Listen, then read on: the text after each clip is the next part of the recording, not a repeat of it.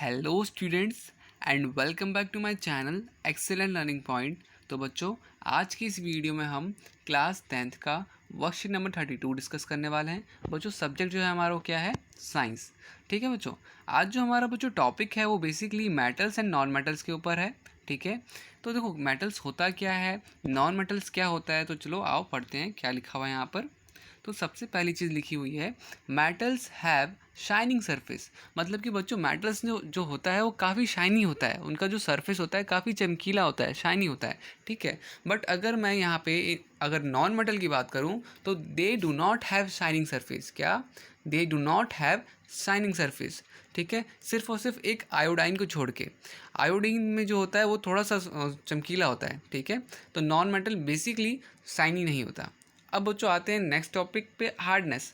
अब हार्डनेस क्या है बच्चों? तो मेटल्स बेसिकली बहुत ज़्यादा हार्ड होता है, जनरली हार्ड होता है कुछ केमिकल्स वगैरह सब्सटेंस को छोड़ के, जैसे कि आपका सोडियम हो गया, लिथियम हो गया, पोटेशियम हो गया। तो बच्चे ये तीनों भी मेटल्स हैं, बट ये इतने हार्ड नहीं हैं, आप इन्हें कट कर सकते हो, ये काफ़ी सॉफ्ट होते हैं और इसको आप क्या कहते हैं, ईजिली नाइफ के थ्रू कट कर सकते हो। ठीक है, अगर बात करें बच्चे नॉन मेटल्स की, तो नॉन मेटल्स जनरली आपका सॉफ्ट होता है, सिर्फ एक डायमंड और ऑलोट्रॉप्स को छोड़ के, ऑलोट्रॉप ऑफ कार्बन को छोड़ के। ठीक है, तो वापस से हार्डनेस में कौन हार्ड होता है? मेटल हार्ड होते हैं, नॉन मेटल हार्ड नहीं होते हैं। ठीक है, अच्छा स्टेट।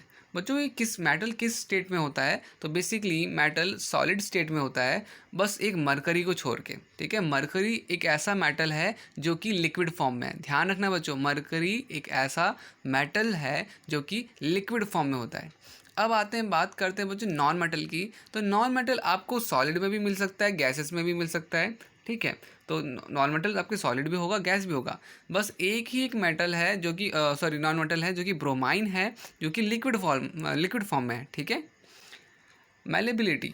बच्चे मेलेबिलिटी क्या होता है? तो जब हम किसी मेटल को अगर हम बीट करके, ठीक है, बीट मतलब कि उसे ना काफ़ी प्रेशर में हम पीट रहे हैं बेसिकली।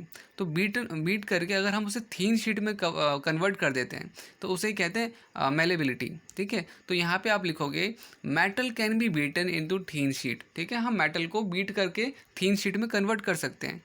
बट अगर बात करें नॉन मेटल की, तो non metals are non malleable. हम उसे नहीं कर सकते ऐसा, हम उसे बीट करके थीन शीट में नहीं कन्वर्ट कर सकते। ठीक है, अच्छा बच्चों अब आता है आपका डक्टिलिटी।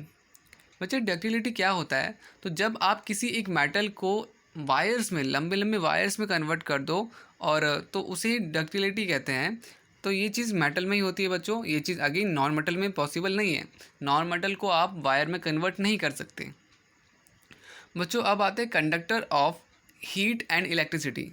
बच्चों मतलब मेटल जो होता है हमारा वो बेसिकली गुड कंडक्टर होता है हीट का और इलेक्ट्रिसिटी का। ठीक है, बस इन दोनों को छोड़ के, लीड और मरकरी को छोड़ के। अगर बात करें नॉन मेटल की, तो नॉन मेटल बच्चों पुअर कंडक्टर होता है हीट और इलेक्ट्रिसिटी को छोड़ के। हीट और इलेक्ट्रिसिटी का वो पुअर कंडक्टर होता है, एक ग्रेफाइट को छोड़ के। ठीक है, तो ये चीज़ हो गई। आते हैं थोड़ा सा और, ये बच्चे फिर डेंसिटी। तो बच्चे डेंसिटी यहाँ पर मेटल में हाई होती है और मेल्टिंग पॉइंट हाई होता है, और नॉन मेटल में क्या होता है? लो होता है डेंसिटी, और मेल्टिंग पॉइंट भी लो होता है। अब बच्चे ये चीज़ है सोनोरस। बच्चे सोनोरस क्या है? तो बेसिकली देखो, आप किसी मेटल को किसी एक ऊंचाई से फेंकना, ठीक है, आपको आवाज़ आएगी। सपोज़ मैंने एक बर्तन ले लिया, बर्तन को मैं ऊपर से फेंकता हूँ तो आवाज़ आती कि नहीं आती? आती है ना। बट वही अगर मैं कोई एक नॉन मेटल लेता हूँ, नॉन मेटल को अगर आप फेंकोगे तो उतना आवाज़ नहीं आता। आप सपोज़ एक लकड़ी का टुकड़ा फेंकना, एक लकड़ी का टुकड़ा और एक बर्तन फेंकना, आप देखोगे लकड़ी के टुकड़े में उतना कुछ खास आवाज़ नहीं आया, बट बर्तन इतना तेज़ बजा कि पूरा एरिया वहाँ पे साउंड साउंड सा हो गया था। ठीक है, तो बेसिकली क्या होता है सोनोरस? तो metal produce a sound on striking a hard surface. ठीक है, तो किसी भी अगर मेटल किसी भी हार्ड सरफेस से टकराएगा तो उसमें आवाज़ आएगा, और ये चीज़ नॉन मेटल में नहीं है। Non metal are non sonorous. ठीक है, तो ये चीज़ आपका हो गया बच्चों मेटल्स एंड नॉन मेटल्स। बच्चों इसी पूरे मेटल नॉन मेटल पे पूरे का पूरा क्वेश्चन बेस्ड है हमारा। तो आते हैं बच्चों बिना किसी टाइम वेस्ट किए क्वेश्चन आंसर्स पे।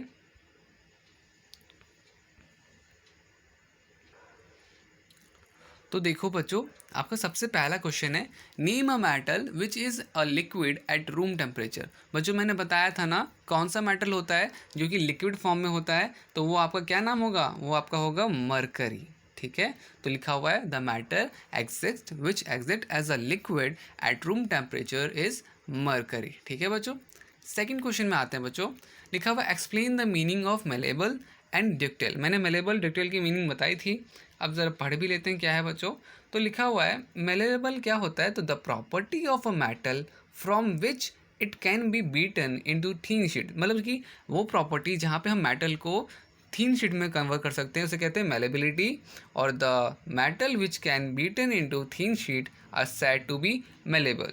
ठीक है, are said to be malleable. फिर आते हैं बच्चों डक्टिलिटी। डक्टिलिटी क्या होती है या डक्टाइल क्या होता है, तो यहाँ पर देखो क्या लिखा हुआ है, the property of metal in which it can be drawn into a long thin wire. ठीक है, तो जिस मेटल को अगर हम वायर में कन्वर्ट कर देते हैं उसे डक्टिलिटी कहते हैं। And the metal which can be drawn into thin wire are known as ductile. ठीक है, तो ये हो गया बच्चों आपका मेलेबिलिटी और डक्टिलिटी का। अब आते हैं थोड़ा सा आगे। अब बच्चों ये थोड़ा सा इंपॉर्टेंट क्वेश्चन है, आप प्लीज़ इसे इंपॉर्टेंट मार्क कर लेना, स्टार बना लो, जो भी बनाना बना लो, मगर ये इंपॉर्टेंट है। ठीक है, अब बोला जा रहा है बच्चों कि सोडियम और पोटेशियम को हम ऑयल के अंदर क्यों स्टोर करके रखते हैं। तो मैं आपको बता दूं बच्चों कि सोडियम और पोटेशियम एक ऐसे मेटल हैं जो कि काफ़ी ज़्यादा हाईली रिएक्ट करते हैं। ठीक है, अगर ये गलती से भी ऑक्सीजन के कांटेक्ट में आ जाएंगे या ऑक्सीजन के टच में आ जाएंगे तो पता है क्या हो सकता है, आग भी लग सकती है। इसलिए इसको ज़्यादातर केरोसिन ऑयल में रखा जाता है, क्योंकि केरोसिन ऑयल में होने की वजह से ये ऑक्सीजन के टच में नहीं आ पाता और ये सेफ़ रहता है। देखो क्या लिखा हुआ देखते हैं, तो लिखा हुआ है sodium and potassium are highly reactive, मैंने बताया था आपको अभी, metals and react variously with the oxygen, carbon dioxide and moisture present in the air. तो मैंने आपको वही बताया था बच्चे कि जब अगर ये एयर के कांटेक्ट में आया तो फिर क्या कहते हैं, आपको कई सारी हाईली रिएक्ट, बहुत जल्दी रिएक्ट होगा एंड आग भी लग सकता है। ठीक है, तो such that it may even cause fire. तो लिखा हुआ है to prevent this explosive reaction, तो इस चीज़ को बचाने के लिए हम क्या करते हैं, सोडियम को किस में रखते हैं, kerosene, because sodium does not react with kerosene. Kerosene oil होता है, आपने सुना होगा। ठीक है, तो बच्चों ये था आपका नेक्स्ट थर्ड क्वेश्चन। अब ज़रा लास्ट क्वेश्चन पढ़ते हैं, क्या है लास्ट क्वेश्चन हमारा। तो देखो यहाँ पर लिखा हुआ व्हाट आर एम्फोथेरिक ऑक्साइड्स।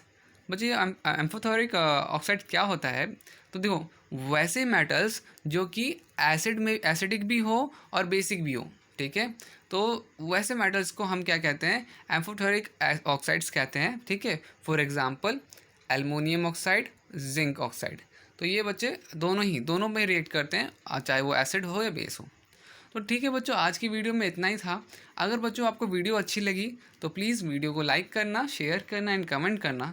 और बच्चों बहुत इंपॉर्टेंट चीज़ है कि चैनल को सब्सक्राइब करना मत भूलना, बिकॉज आपका सपोर्ट मुझे मोटिवेट करता है ऐसी वीडियोस और बनाने के लिए। तो ठीक है बच्चों, आज के लिए इतना ही, मिलते हैं नेक्स्ट वीडियो में, बाय बाय।